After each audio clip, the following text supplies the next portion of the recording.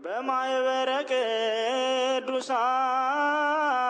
ቅዱሳን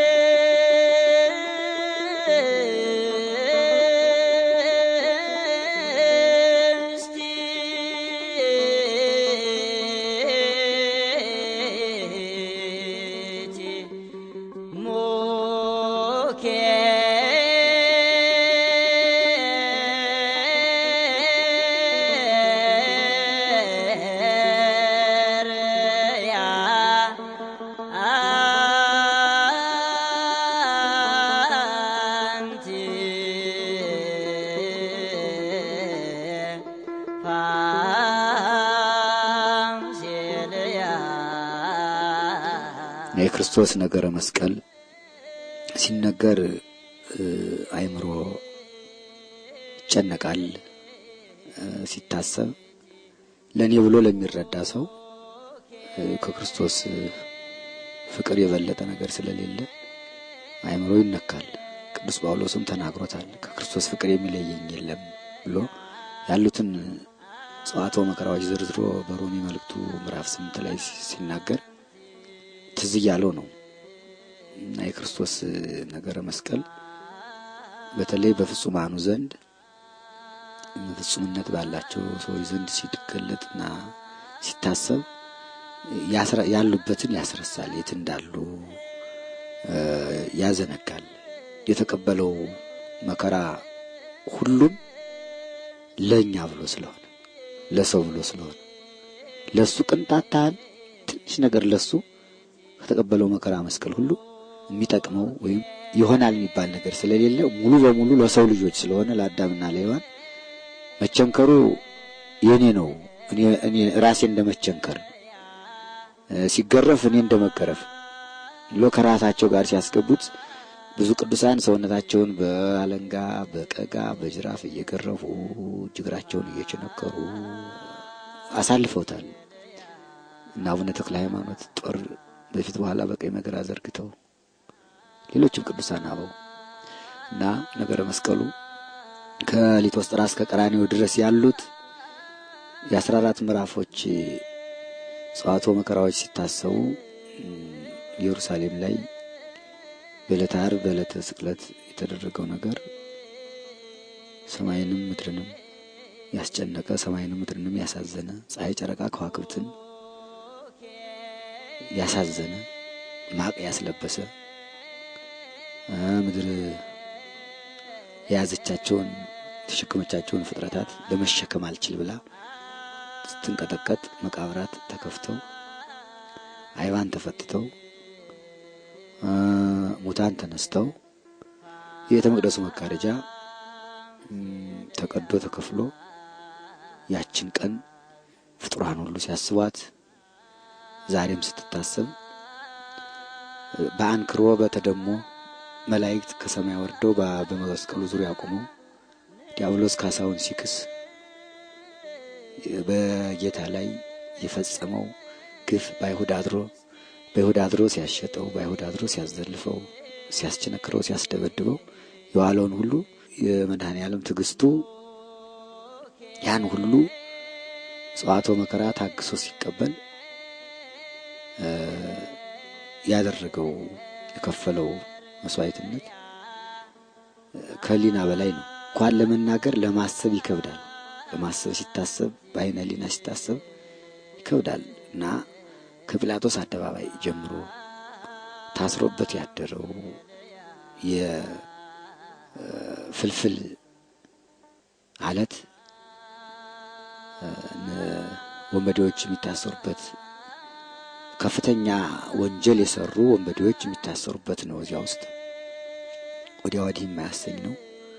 እረኛውን ገድለዋለሁ መንጋዎቹ ይበተናሉ ብሎ ኤርምያስ የተናገረው ትንቢት ሐዋርያት ሲበተኑ እሱ ሲታሰር ኤርምያስ ከታሰረበት እስር ቤት ነው ጌታ የታሰረ ትንቢተ ነቢያትን ለመፈጸም እዚያ ታስሮ ሲያድር ውስጡ ሲገቡ ጨለማ ነው ገደሉ። በጣም ሲያስቡት ከህሊና በላይ ነው። እኔ በተለይ እዚያ ኢየሩሳሌም ያንን ሳየው በጣም ነበር የሚያስጨንቀኝ፣ በጣም ነው የሚያሳዝነኝ። ሁሉ በእጁ የተያዘ ሲሆን ሁሉም ማድረግ ሲችል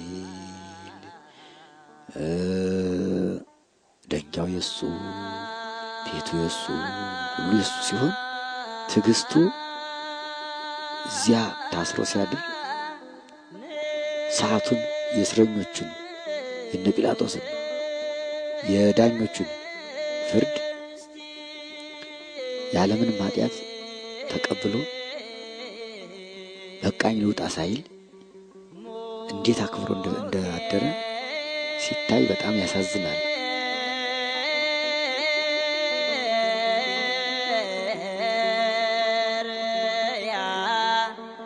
ከዚያ ወጥቶ ለጲላጦስ አደባባይ ልጦስጥራ ለፍርድ ቀረበ።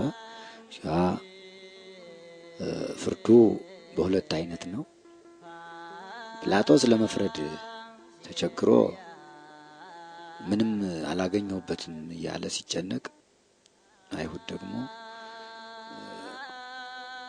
እንደ ሕጋችን ሊሞት ይገባዋል እያሉ ሲጮሁ፣ ሲጠይቀው ጲላጦስ አትናገርም ሲለው ዝም።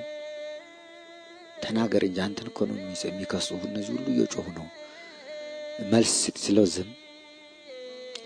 ሌሊት ከጨለማ ውስጥ ካደረው ታስሮ ካደረበት ትዕግስቱ ይልቅ ከጲላጦስ ፊት ማልዳ ቆሞ ያን ያህል ሲከሰስ አንድ ሰዓት እንኳን አይኔ በደለኛ አይደለሁም፣ ምንም ኃጢአት አልሰራሁም፣ እነዚህ የሚናገሩት ሐሰታቸው ነው ሳይል የተነገረውን ሁሉ የሚናገሩትን ሁሉ በትዕግስት ሲቀበል አርፍዶ ከነጋ በኋላ ፍርዱ ሲያልቅ ጲላጦስ ውሃ አስመጥቶ እጁን ሲታጠብ እኔ ንጹሕ ነኝ ከዚህ ሰው ደም እያለ ሲታጠብ ምንም ሳይናገር መስቀሉን ከሊጦስጥራ ተሸክሞ ወደ ቀራንዮ ሲሄድ የሶስተኛው ምዕራፍ ለመጀመሪያ ጊዜ መስቀሉን እንደተሸከመ የወደቀበት ነው። መስቀሉን እንደተሸከመ ወደቀ፣ ተነሳ። አራተኛው ምዕራፍ እመቤታችን ጋር የተያዩበት ነው።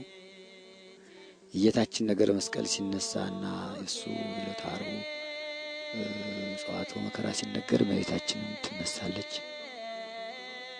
በተለይ የእመቤታችን ሐዘኗና ልቅሷ እዚያ ምዕራፍ 4 ተቦታው ላይ ሲደረስ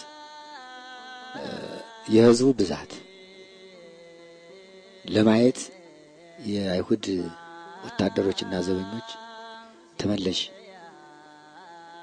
እያሉ ርኅራኄ እንዳይፈጸም እሷ ስታለቅስ አይተው ሌሎቹ ልባቸው ራርቶ እሱን እንዳይተውት እሷን መመለስ ነበር አማራጫቸው። የእሷ ልቅሶ የእሷ እንባ ሲወርድ ልጅና እናት ሊገናኙበት ያልቻሉባት ቀን ናት ያቺ። ዕለተ ዓርብ ስትሳሰብ ልጄ ምንድነው ወዳው በደሉ በሀገር ዳኛ የለም ወይ ያለች፣ በደለኝ ያልበደለ ምንም ያልሰራ ሰው እንዴት ይፈረድበታል? እንዴት ይታሰራል? እንዴት ይወቀሳል? እንዴት ይከሰሳል? ዳኛ የለም ወይ ያለች የምትጠራ ነቢያትን ነበር።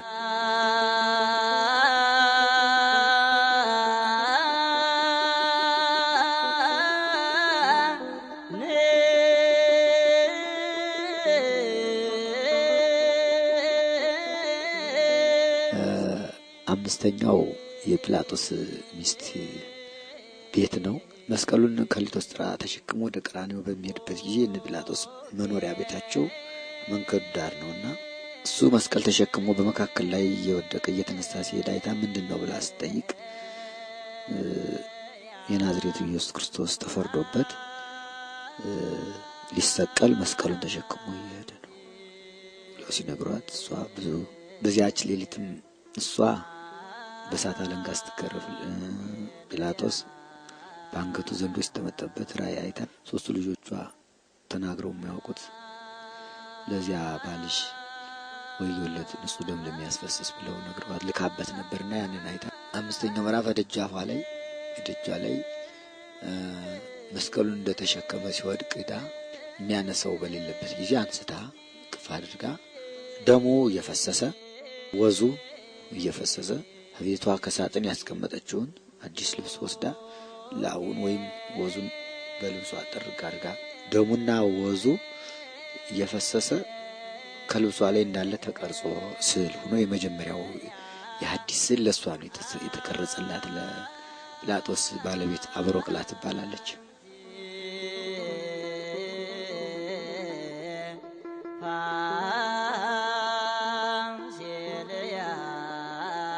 ስድስተኛው ምዕራፍ ስምዖን ቀሬናዊ ከበረሃ ውሎ ኋላ ሲመለስ መስቀል ተሸክመውት መስቀል ያሸከሙበት ነው። ሰባተኛው ምዕራፍ ለሁለተኛ ጊዜ ወደቀበት ነው። ሲታይ በጣም ያስገርማል። ስምንተኛው ምዕራፍ ቅዱሳት አንስት መንገላታቱ እየበዛ ሲሄድ ሲወድቅ ሲንገላታ ሲያዩት ያደረገላቸው በተለይም ቅዱሳት አንስት ውስጥ ማርያም መግደላዊት 7 አጋንንት አድረውባት ዘመድ ሁሉ ጠልቷት ሰው ሁሉ አላስቀርባት ብሎ ከዚያ በኋላ ሀዳናት በኋላ እሱን እናት አባት አድርጋ ተከትላ ስለነበረ በተለይ እሷ አልቻለችም፣ ትጮህ ነበር። በዛ 12 ዓመት ደም ሲፈሳት የነበረችው የልብሱን ዘርፍ ዳሳ ተፈወሰችው። ልብሱን ገፈውት ስታይ ያ የተፈወሰችበት ልብስ መድኃኒቴ መድኃኒቴ እያለች ታለቅስ ነበር። ስምንተኛው ምዕራፍ ላይ ዘወር ብሎ አዋልደ ኢየሩሳሌም ትብከያኒ እናንተ የኢየሩሳሌም ሴቶች ለኔ አታልቅሱልኝ፣ ለእናንተና ለልጆቻችሁ አልቅሱ። ዘመን ይመጣል ያልወለዱ መካኖች ያላጠቡ ጡቶች ኑዳን ክቡራን ናቸው የሚልበት ዘመን ስለሚመጣ በእኔ እንዲህ ያደረጉ በእናንተ መከራ ይመጣባቸዋልና ለራሳቸው አልቅሱ ብሎ አቅማቸው በላይ ሆኖ የሚያዝኑትን የሚያለቅሱትን ቅዱሳት አንስትን ያጽናናበት ምዕራፍ ነው። ስምንተኛው ምዕራፍ ምክንያቱም ቸር አምላክ ስለሆነ እኛን ለማዳን ስለሆነ ያን መስቀል ተሸክሞ የሚሄድ ያን ጊዜ እንኳን ያን ያህል መከራ እየተቀበለ ሐዘንተኞቹን ችግረኞቹን የሚያለቅሱትን ቸል አላላቸው።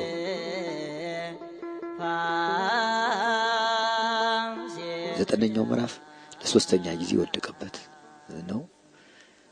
አስረኛው ከበሩ ወደ ቀራንዮ ሊገባ ዛሬ ኢትዮጵያ ርስት ለንግሥት ሳባ ሰሎሞን የሰጣት እዚያ ላይ የወረደበት ነው። 11ኛው ቀራንዮ ደረሰ። መስቀሉን አወርዶ ረፍት አላገኘም። ልብሱን ዕጣ የተጣጣሉበት 11ኛው ምዕራፍ ነው። ዳዊት ልብሴን ገፈፉኝ በቀሚሴም ላይ ዕጣ ተጣጣሉ ብሎ የተናገረው ትንቢት ይፈጸም ዘንድ መጎናጸፊያውንም 4 ክፍል አድርገው የተጣጣሉበት ነው። 12ኛው የተቸነከረበት ነው። ያን የተሸከመውን መስቀል አጋድመው እሱን እዚያ ላይ አስተኝተው እጁን ናግሩን ግራ ቀኝ እጁን አመስቀሉ እንዲደርስ እየጎተቱ እዚያ ላይ ቸነከሩት። አስተኝተው አጋድመው በ5 ቅንዋት ሳዶር አላዶር ዳናት አዴራ ሮዳስ በሚባሉ በ5 ቅንዋት ሁለቱን ከግራ ቀኝ እጁ ሁለቱን በግራ ቀኝ እግሩ አንዱን ከደረቱ እግሩን ደርበው ቸነከሩት። ስቁረቱ ይቆጠራል። የራሱም ከሆነ የራሱ ይቆጠራል።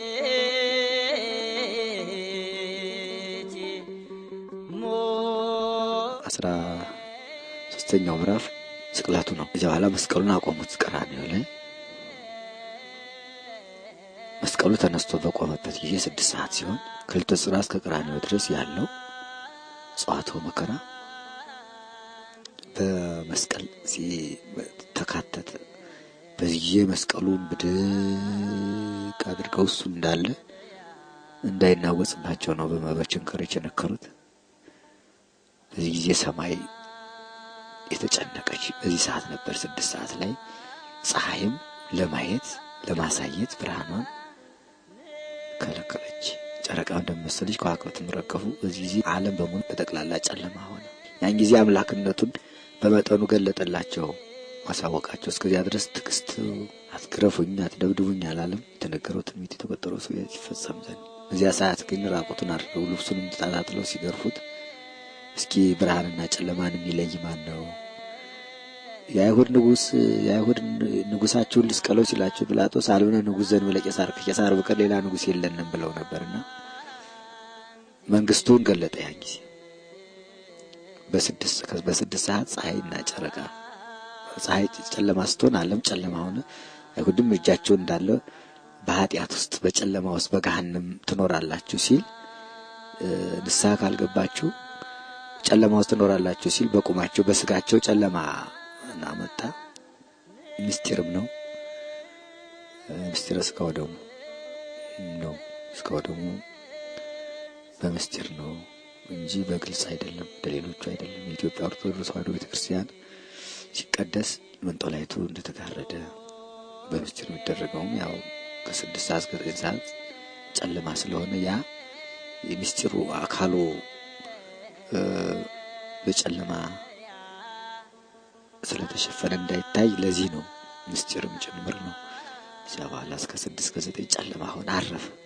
ያ ሲገርፉትም ሲቸነክሩትም ሲሉትም የነበሩት ጨለማ ውስጥ ገቡ። መስራት አልተቻለም። እዚያ በኋላ አምላክነቱን ገለጠ።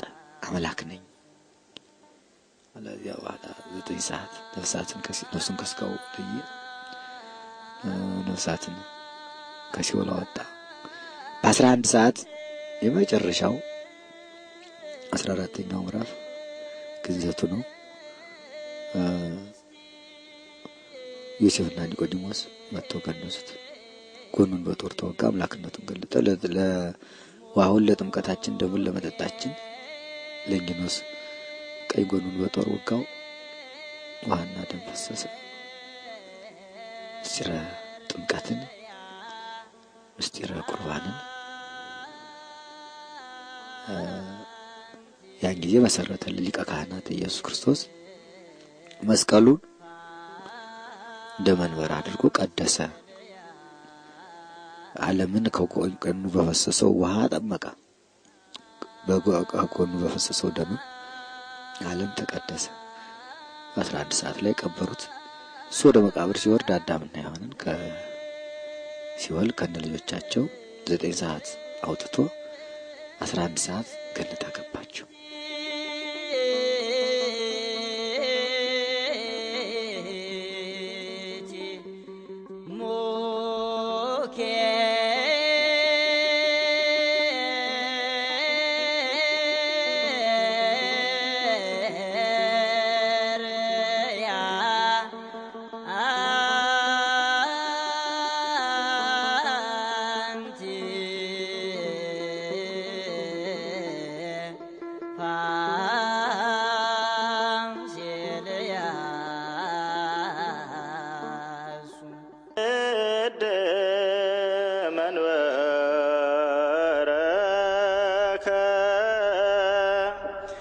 ይገንያ ሰማያት ለስብሐቲከ እግዚኦ